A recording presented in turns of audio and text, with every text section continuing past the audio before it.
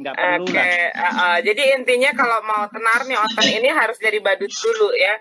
Seperti halnya bom-bom. Bom-bom kan cepet banget naik daunnya ya, karena ya menampilkan badut-badut begitu kan. Oke, sebentar Bang Adit, saya sapa dulu, ada Bang Bonar Marasi. Assalamualaikum Bang Bonar. Waalaikumsalam warahmatullahi wabarakatuh. Lanjut.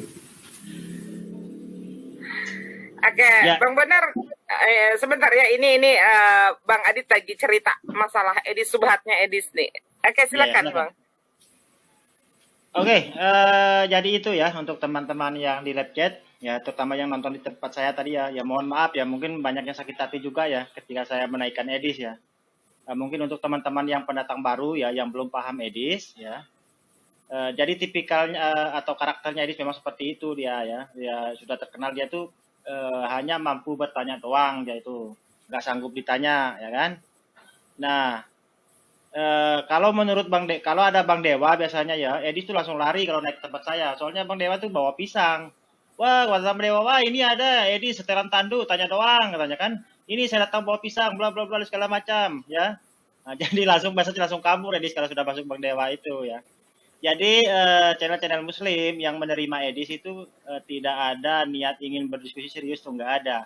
Hanya sekedar dibuat untuk rame-rame aja, untuk canda-canda aja ya, karena memang kualitasnya Edit tuh nggak ada ilmunya gitu loh, nggak ada. Ya mengaku pakar Al-Quran tapi nggak bisa ngaji ya kan. Ya jadi ya kita jadiin badut aja lah, karena memang Pak Aceh udah nggak ada. Kalau dulu badut saya itu Pak Aceh ya, karena Pak Aceh udah tersangkut kasus ya. Saya jujur saya merasa kehilangan Pak Aceh. Terus siapa lagi nih ya? Ya alhamdulillah jadi ada bahan Edis bulian sama ya. ya, ada Edis sama Bom-Bom sekarang. Nah, lumayan dapat 2 sekarang saya kan, Edis sama Bom-Bom. Karena Mbak Uti, kalau Mbak Uti sih nilai jualnya udah nggak ada Mbak Uti ini ya. Kalau saya live sama Mbak Uti yang nonton tuh menyentuh 1000 susah ya. Apakah mungkin karena memang udah dikenal orang, kenal pot rusak atau gimana gitu kan? Gimana udah bosan dah orang sama Mbak Uti itu, nggak punya nilai jual, jadi Mbak Uti ya saya tinggalkan udah. Kalau udah yang nggak bernilai ya saya lepas, saya buang gitu kan. Jadi yang masih tersisa tinggal Edis. Nah nanti kalau Edis udah nggak laku lagi ya, nggak ada yang nonton ya saya buang juga itu Edis. Nggak ada hiburannya udah nggak berguna ya buang. Nah, mungkin Bom-Bom yang punya nilai jual sekarang ya. Iya, yang lagi naik daun. Yang naik daun. Ngomong-ngomong ini ada Bang Bonar ini. Lama saya tidak bertemu dengan Bang Bonar nih. Assalamualaikum warahmatullahi wabarakatuh, Bang Bonar. Waalaikumsalam, Bang Aditya. Lanjut. Oke, siap. Saya ngomong sedikit boleh, Mbak Umi? Boleh, silakan Bang Bonar. Iya, ini tentang Nasrani sama Kristen ya. Memang Nasrani dan Kristen itu seringkali dipertukarkan gitu, terutama bagi teman-teman Kristen awam. Mereka menganggap bahwa Kristen itu adalah Nasrani adalah Kristen gitu. Dan bagi kita Muslim ya, paling tidak bagi saya ya, kalau ada teman saya yang Kristen, saya lebih cenderung mengatakan dia Nasrani, karena bagi saya Nasrani itu lebih halus gitu daripada Kristen gitu loh. Ini ini perasaan saya ya, bahwa bagi saya kata Nasrani itu lebih halus gitu daripada Kristen. Tapi itu subjektif ya, itu subjektif ya, bisa berbeda-beda gitu. Nah, lalu kemudian sejatinya Nasrani dan Kristen itu memang berbeda. Kalau kita mempelajari orang-orang yang tahu tentang kekristenan, mereka akan bilang bahwa Kristen itu bukan Nasrani dan Nasrani itu bukan Kristen gitu loh. Karena apa? Karena jalan keselamatannya sudah berbeda gitu. Jalan keselamatannya sudah berbeda. Bagi teman-teman Kristen, keselamatannya itu dengan mengimani penyalipan gitu. Sementara bagi teman-teman Nasrani, ada juga sih yang memang mengimani penyalipan, masih ditambah lagi dengan hukum Taurat dia. Jadi dia kombinasi antara pengimanan penyalipan dengan hukum Taurat gitu. Oleh karena itu mungkin saya ambil sedikit share screen ya Omi ya. Boleh silakan. Jadi ya ini yang saya suka dari Bang Bonar ini, dia presentasinya luar biasa ini. Silakan Bang Bonar, lanjut. Berbicara dengan data ya. Oke, silakan Bang. Silakan. Jadi yang pertama itu tentang Galatia 2:20 Galatia 2 ayat 22. Itu bunyinya begini. Paulus yang berkata, aku tidak menolak kasih karunia Theos ya, sebab sekiranya ada kebenaran oleh hukum Taurat, maka sia-sialah kematian Kristus gitu. Artinya jika kebenaran masih ada dengan cara mengikuti hukum Taurat, maka sia-sialah kematian Kristus gitu. Loh, memangnya kenapa? Kalau kita baca di Efesus 21, 2:15 gitu ya. Paulus bilang gini, sebab dengan matinya Yesus sebagai manusia, ia telah membatalkan hukum Taurat dengan segala perintah dan ketentuannya. Jadi tidak ada lagi yang tersisa gitu loh. Nah, cara membatalkannya bagaimana? Kata Paulus nih begini, bahwa Yesus itu ya mati terkutuk di kayu salib sebagai tebusan dari kutuk hukum Taurat. Jadi pertama, tidak ada kebenaran dalam kita melaksanakan hukum Taurat. Tidak bisa selamat kalau kita setia pada hukum Taurat. Itu di Galatia 2:2 gitu ya. Lalu kemudian hukum Taurat itu justru menghasilkan kutuk gitu loh. Bagi manusia, jadi hukum yang dari Tuhan Bapa, Tuhan Allah itu, yaitu hukum Taurat, itu justru menghasilkan kutuk kepada manusia. Lalu kemudian manusia itu terkutuk dan kemudian Yesus harus dibunuh, disalib sebagai tebusan dari kutuk hukum Taurat. Dan kemudian di Efesus 2:15 tadi, bahwa dengan matinya dia, Yesus, ya, maka itu membatalkan hukum Taurat dengan segala perintah dan ketentuannya. Jadi hukum Taurat dengan segala perintah dan ketentuannya itu menjadi batal. Nah, bagi beberapa Kristen, kita bicara Kristen ke Kristen aja dulu ya. Kristen yang masih berusaha untuk menggunakan hukum-hukum Yahudi, itu justru dikatakan bidat. Mereka itu bukan Kristen. Apalagi Nasrani yang terang-terangan itu cara berpakaiannya itu kayak berjubah, berdaster, lalu kemudian cara ibadahnya masih di Sabat, itu otomatis bagi teman-teman Kristen yang mainstream itu adalah bidat gitu. Oleh karena itu bagi teman-teman Kristen yang paham kekristenan, dia akan bilang bahwa Kristen itu bukan Nasrani, Nasrani itu bukan Kristen. Kristen itu kuncinya adalah pada pengimanan penyalipan, karena pengimanan penyalipan itu membatalkan hukum Taurat dengan segala ketentuannya. Oleh karena itu sudah tidak ada aturan. Kuncinya adalah hadiah dari Tuhan Bapa, Tuhan Allah, yaitu Yesus itu dibunuh di salib, itu hadiah untuk keselamatan gitu loh. Nah, oleh karena itu pertanyaannya begini jadinya, apa hubungannya dengan pembatalan hukum Taurat itu dengan pengangkatan Yesus sebagai Tuhan gitu? Ada jalan ceritanya begini. Jadi kalau hukum Taurat itu sudah batal, maka jangan ada ilah lain bagimu. Dulu di hukum Taurat itu ada, sekarang menjadi boleh ada ilah lain bagimu, yaitu Yesus sebagai oknum kedua dari Trinitas itu. Itu yang pertama. Jadi hukum Taurat yang pertama itu udah nggak berlaku lagi. Lalu kemudian yang kedua, dia yang mati di salib itu harus sejenis Tuhan, karena kalau bukan Tuhan, hanya manusia, maka darahnya hanya darah manusia. Dan kalau darah manusia itulah yang ternyata mengucur di salib, maka keselamatan itu batal, karena darah manusia tidak bisa jadi tebusan. Dan kekristenan itu menjadi pagan, yaitu mengorbankan manusia untuk semacam tumbal bagi dosa-dosanya gitu loh. Jadi harus lebih tinggi dari itu, yaitu Cur Deus Homo, Tuhan turun ke bumi lalu kemudian dibunuh di salib gitu. Lalu implikasi berikutnya adalah ini Markus 12:29 Umi. Markus 12:29 yaitu hukum manakah yang paling utama yang ditanyakan oleh orang-orang ahli Taurat gitu. Yesus menjawab, hukum terutama ialah dengarlah hai Israel, Tuhan Allah kita, Tuhan itu Esa. Itu yang pertama. Tapi karena hukum Tauratnya sudah batal, ini menjadi tidak begitu lagi. dengarlah hai Israel, Tuhan Allah kita, Tuhan itu kesatuan dari 3 jadinya. Kan gitu. Jadi berarti lain gitu loh. Lalu kemudian kasihilah Tuhan Allahmu. Kasihilah Tuhan Allahmu itu kan harusnya dengan cara bertakwa pada seluruh aturannya. Jadi hukum Taurat yang dari Tuhan Allah itu baik, tidak menghasilkan kutuk, justru harus kita ikuti sebagai bentuk kasih sejati, bahwa aturan itu adalah bentuk kasih sejati kepada manusia. Tapi karena hukum Taurat sudah dibubarkan, maka kasihilah Tuhan Allahmu ini menjadi lain. Iya, Cenderung diartikan kasihilah dia yang telah dipukuli di salib itu gitu loh. Kasihilah Tuhan Allahmu itu. Oh, Ya, tapi oleh karena itu tapi LAI belum ngerevisi ya LAI ya. oleh karena itu kalau dulu ya teman saya tanya gitu loh. Kamu kok pindah ke Islam gitu loh. Kok kamu berani mengkhianati dia yang telah mati untukmu gitu loh. Kok kamu nggak kasihi dia gitu loh.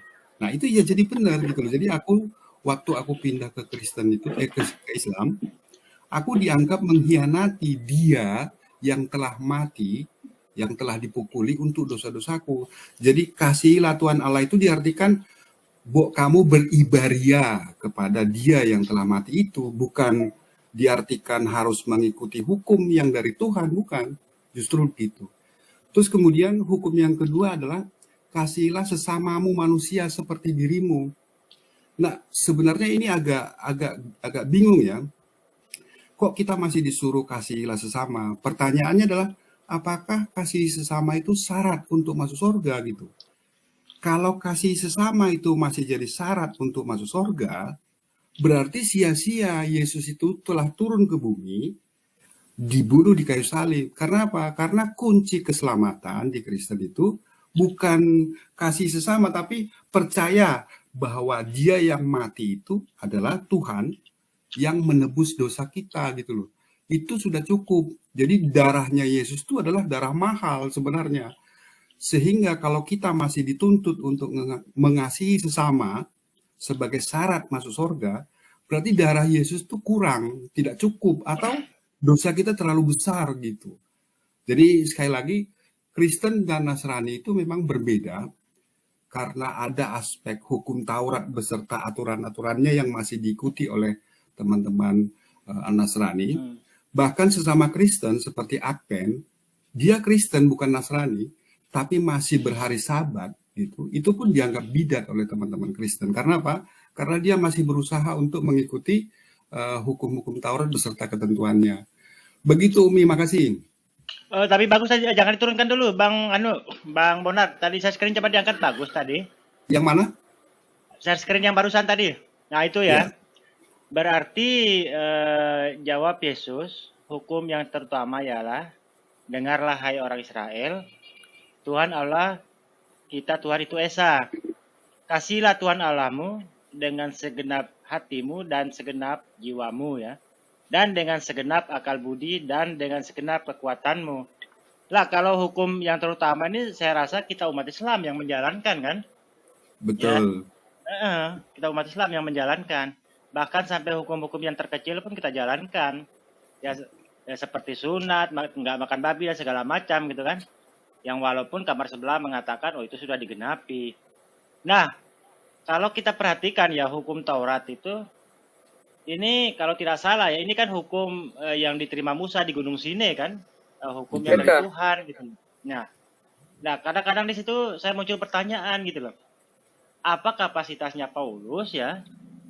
Kok bisa ya mengatakan bahwasanya hukum Taurat itu adalah sebuah hukum kutuk gitu loh. Apa kapasitasnya dia, sementara hukum yang diterima Musa itu hukum Tuhan. Nah, kira-kira gimana ya perasaan orang Yahudi gitu loh ya, dikatakan hukum Taurat yang mereka imani itu adalah hukum kutuk gitu loh.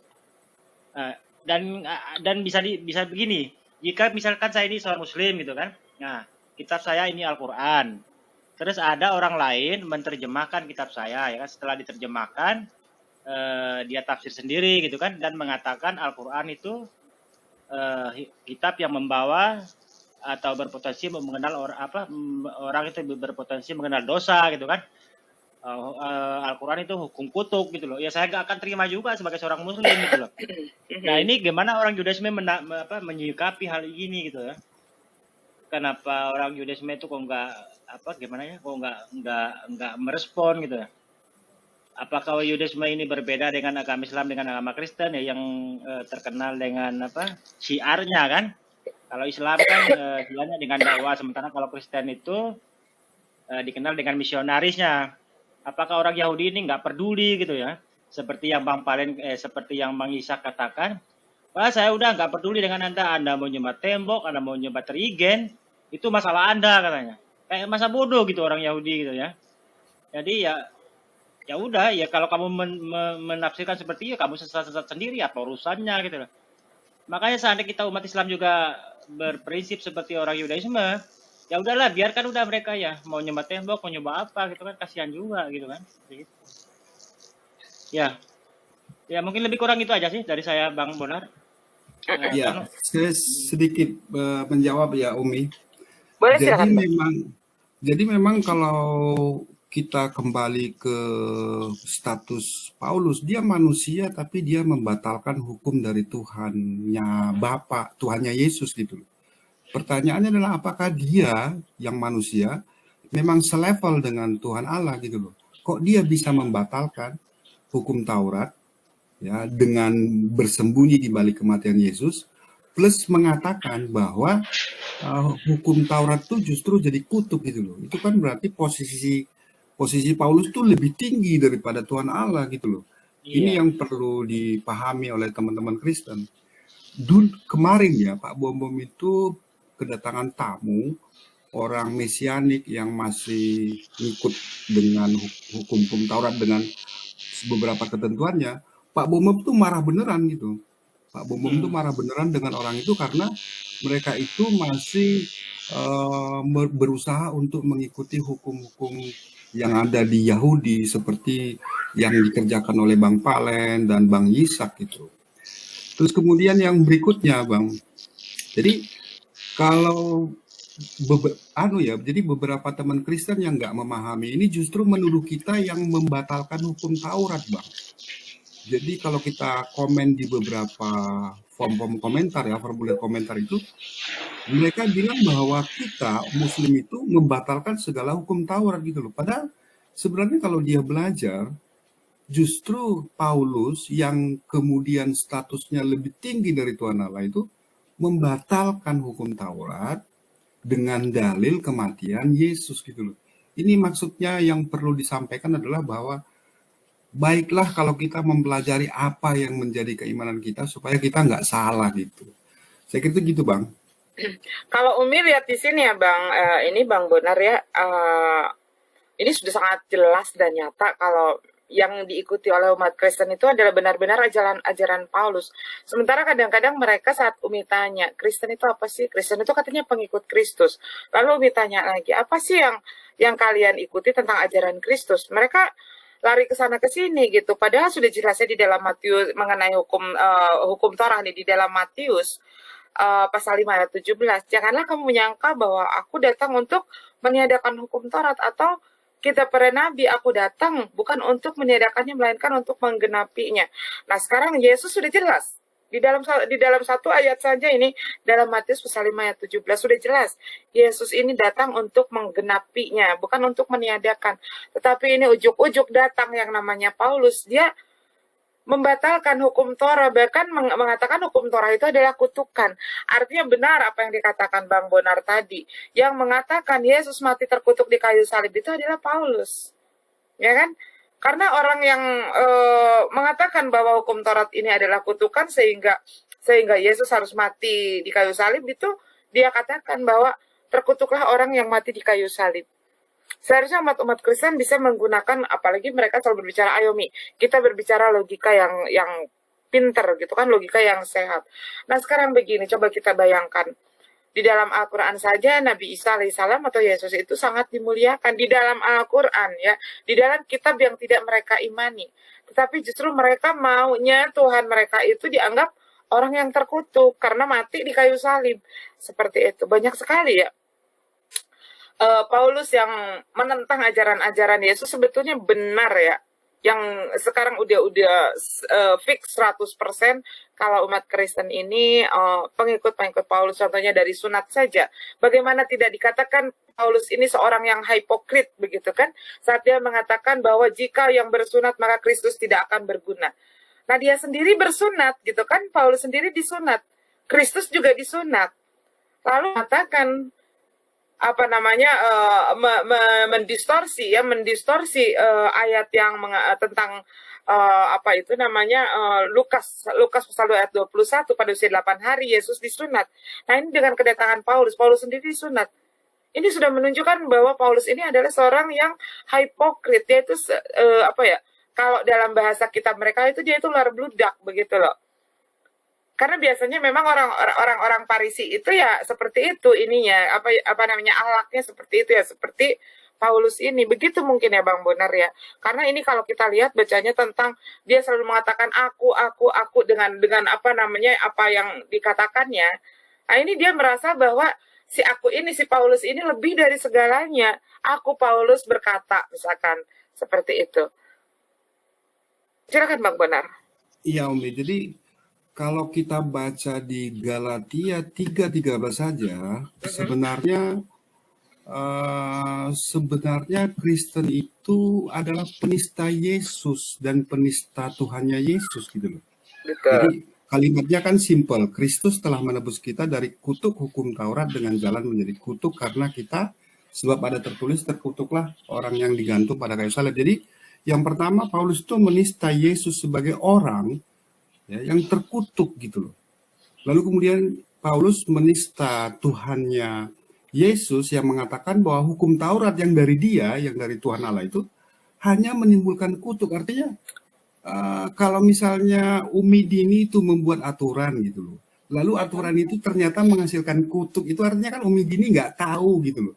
Umi Dini itu aku ngomong kasar ya, Umi Dini itu bodoh gitu loh, sehingga hukum yang dari Umi Dini itu justru menimbulkan kutuk bagi kita, bagi kami manusia gitu loh. Jadi sejatinya pada saat Paulus mengatakan bahwa hukum Taurat itu jadi kutuk dan kemudian tidak ada kebenaran dari menjalankan hukum Taurat, berarti si pencipta hukum Taurat itu justru bodoh gitu loh.